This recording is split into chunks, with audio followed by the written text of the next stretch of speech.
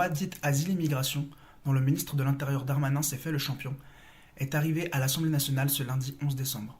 La droite et l'extrême droite ne l'ont pas votée, mais ça ne les a pas empêchés de rivaliser de mensonges et d'infamies à associer immigration et criminalité. Nous disons non au poison raciste secrété d'en haut. Le projet de loi remettait en cause l'acquisition de la nationalité par droit du sol pour les enfants nés en France de parents étrangers et le droit à l'AME permettant à des sans-papiers de se faire soigner. De nombreux soignants et médecins ont dénoncé le scandale et annoncé qu'ils n'appliqueront pas une mesure contraire aux droits humains et à la santé publique. Cette politique raciste et réactionnaire pave la voie à l'extrême droite et encourage ces groupuscules ultra-violents qu'on a pu voir à l'œuvre la semaine dernière à Romans-sur-Isère. Mais qui va construire les villes et garder les gosses?